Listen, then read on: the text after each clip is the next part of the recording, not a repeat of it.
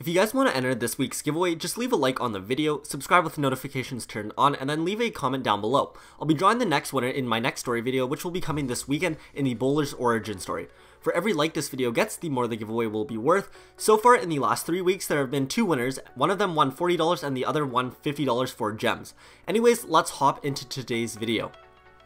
Clash of Clans and Clash Royale are without a doubt 2 of the biggest mobile games in the world. Perhaps not at their primes right now, but still comfortably in the top grossing on the App Store's top charts.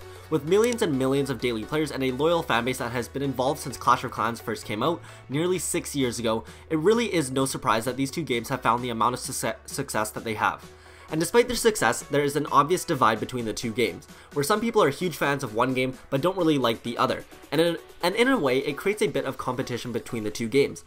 Not saying it's like that for everyone, because I know it's not. Even for me personally, I enjoy playing with both games, and I have my own pros and cons for each, but I won't go into that today. But anyways, for those of you who want to know which game finds more success money-wise, or for those of you who just don't really care, just really want to know which game, and for those of you who just don't really care which game is bigger, but just want to know how much each game makes daily, here is how much each of these Clash games makes a day, annually, and also as an added bonus, how many daily installs each game gets.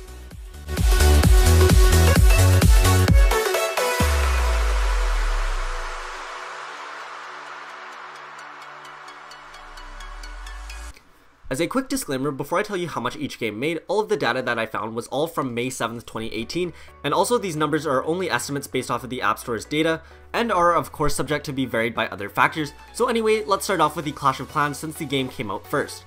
So on May 7th, 2018, Clash of Clans made approximately $199,420 and had 26,390 installs.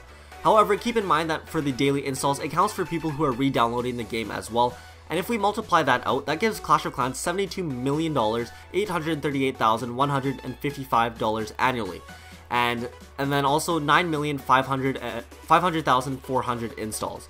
And of course, like I mentioned in my last video where I compared how much Fortnite and Clash of Clans made, I mentioned that Clash of Clans was obviously not at its peak right now, as it's been out for nearly 6 years, and is slowly on a slight decline unless of course we get a massive update that really appeals to the Clash of Clans alumni and other players alike. And to be fair, Clash Royale isn't quite at its peak anymore either. That could be due to the recent takeover made by Fortnite, or people might just slowly be whittling out of the game due to the game feeling a bit stale. Whatever the reason, let me know down in the comments below, and by liking the video if you guys want to see a video where I'll compare how much Clash of Clans and Clash Royale make during their peak times, and which game at its best point was the biggest game revenue-wise.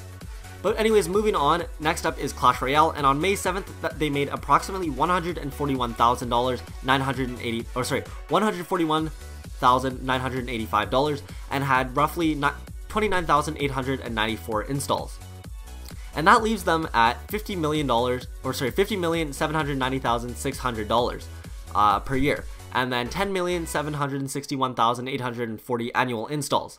It's also worth mentioning that a big factor in how much the Clash game makes and how many people download their game is very affected by updates and new additions in the game. So obviously when there is a new troop being added or a new game mode or any update in general, it's very normal to see a spike in revenue and downloads. So when I took the data for how much each of these game modes or each of these games made, I tried my best to choose a day where there was little or no impact made by the updates. So for Clash Royale, it was a few days before the addition of the Rascals and a while after the addition of Clan Wars. And for Clash of Clans, it wasn't hard because nothing new or noteworthy has been added in the game forever. And just to give you guys a better look at these numbers, let me compare the two games side by side. So Clash of Clans made $199,420 and Clash Royale made $141,985, so roughly $50,000 less. And then Clash of Clans had 26,390 installs and Clash Royale had 29,894, so about 3,000 more daily installs. And one of the most interesting things about this comparison is actually the fact that even though Clash of Clans is pulling in more money than Clash Royale is still way more popular than Clash of Clans. Just take a look at the daily installs, and also the search frequency of Clash Royale versus Clash of Clans on Google Trends.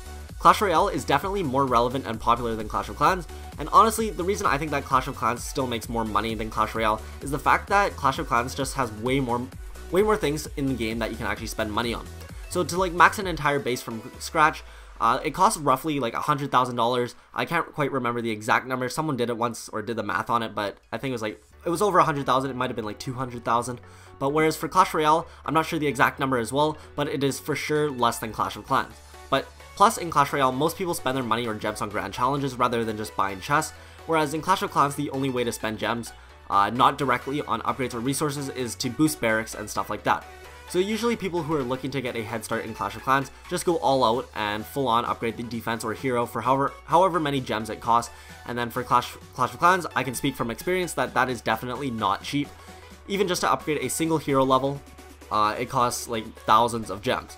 But for Clash Royale, rather than just spending 1,000 gems or so on a chest, most people would rather spend those gems on 10 grand challenges, say, which take way more time and in result having people spend less money on the game.